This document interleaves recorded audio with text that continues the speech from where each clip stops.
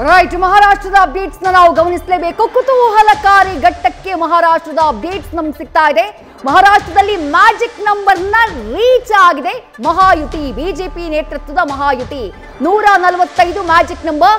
ಆ 145 ಕ್ಷೇತ್ರಗಳ ಆ ಸಂಖ್ಯೆ ಏನಿದೆ, ಆ ಗಡಿ ಏನಿದೆ, ಆ ಗಡಿಯನ್ನ ಬಿಜೆಪಿ ನೇತೃತ್ವದ ಮಹಾಯುತಿ ರೀಚ್ ಆಗುವಲ್ಲಿ ಸಕ್ಸಸ್ ಆಗಿದೆ.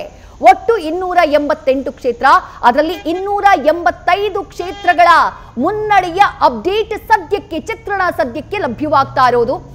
ಒಟ್ಟು 288 ಕ್ಷೇತ್ರಗಳಲ್ಲಿ 145ರಲ್ಲಿ ಬಿಜೆಪಿ ನೇತೃತ್ವದ ಮಹಾಯುತಿ ಮುನ್ನಡೆಯನ್ನ ಕಾಯ್ದುಕೊಂಡಿದೆ.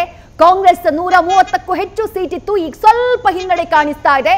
ಕಾಂಗ್ರೆಸ್ ನೇತೃತ್ವದ ಮಹಾವಿಕಾಸ್ ಅಘಾಡಿ 129 ಕ್ಷೇತ್ರಗಳಲ್ಲಿ ಮುನ್ನಡೆಯನ್ನ ಕಾಯ್ದುಕೊಂಡಿದೆ. ಹಾಗೆ ಇತರರು 11 ಕ್ಷೇತ್ರದಲ್ಲಿ ಮುನ್ನಡೆಯನ್ನ ಕಾಯ್ದುಕೊಳ್ಳುವಲ್ಲಿ ಸಕ್ಸಸ್ ಆಗಿದ್ದಾರೆ.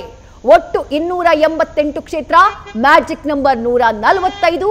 ಆ ಮ್ಯಾಜಿಕ್ ನಂಬರ್ ನ ಗಡಿಯನ್ನ ಸದ್ಯಕ್ಕೆ ಬಿಜೆಪಿ ನೇತೃತ್ವದ ಮಹಾವಿಕಾಸ್ ಮಹಾಯುತಿ ಮುಟ್ಟಿದೆ. ಬಟ್ ಹೀಗೆ ಇರುತ್ತೆ ಅಂತ ಹೇಳಕ್ ಸಾಧ್ಯ ಇಲ್ಲ. ಈ ಟ್ರೆಂಡ್ ಯಾವ ಕ್ಷಣದಲ್ಲಾದ್ರೂ ಬದಲಾಗಬಹುದು. ಸೊ ಜಾರ್ಖಂಡ್ನ ಡೀಟೇಲ್ ಗಮನಿಸ್ತಾ ಇದ್ದೀರಿ ಸದ್ಯಕ್ಕೆ ನೀವು. ಜಾರ್ಖಂಡ್ನ ನಂಬರ್ಸು 81 ವಿಧಾನಸಭಾ ಕ್ಷೇತ್ರಗಳ ಪೈಕಿ 76ರ ಡೀಟೇಲ್ ಸಿಕ್ಕಿದೆ ನಮಗೆ.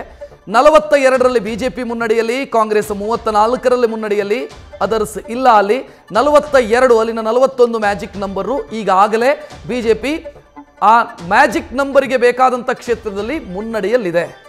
ಜಾರ್ಖಂಡಲ್ಲಿ 5 ವರ್ಷದ ನಂತರ ಬಿಜೆಪಿ ಅಧಿಕಾರಕ್ಕೆ ಇರುವಂಥ ಮುನ್ಸೂಚನೆ ಇದೆ ಅಂತ ಎಕ್ಸಿಟ್ ಪೋಲ್ಗಳು ಪ್ರೆಡಿಕ್ಟ್ ಮಾಡಿತ್ತು. ಮತ್ತು ಬಿಜೆಪಿಯ ಸಮಸ್ಯೆಗಳಿತ್ತಲ್ಲ, ಅದನ್ನ ಸರಿ ಮಾಡಿಕೊಳ್ಳುವಂಥ ಪ್ರಯತ್ನವನ್ನು ಮಾಡಿಕೊಂಡಿತ್ತು.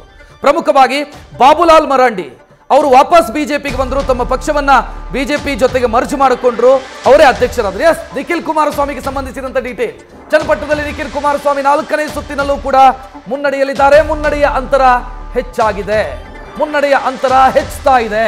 1151 ಮತಗಳ ಮುನ್ನಡೆ.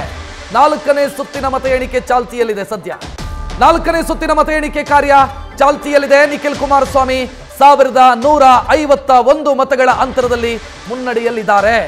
ಆ ಮೂಲಕ ನಿಖಿಲ್ ಕುಮಾರಸ್ವಾಮಿಯವರ ಮುನ್ನಡೆಯ ಅಂತರ, ಆ ಮಾರ್ಜಿನ್ ಹೆಚ್ಚಾಗ್ತಾ ಇದೆ. ಒಂದು ಹಂತದಲ್ಲಿ ಮಾತ್ರ ಸಿಪಿ ಯೋಗೇಶ್ವರ್ ಮುನ್ನಡೆಯಲ್ಲಿದ್ದರು.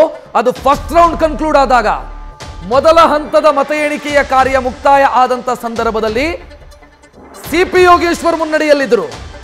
ಆದರೆ ಆ ನಂತರದ 2ನೇ ರೌಂಡು, 3ನೇ ರೌಂಡ್, ಈಗ 4ನೇ ರೌಂಡ್ ರನ್ನಿಂಗು.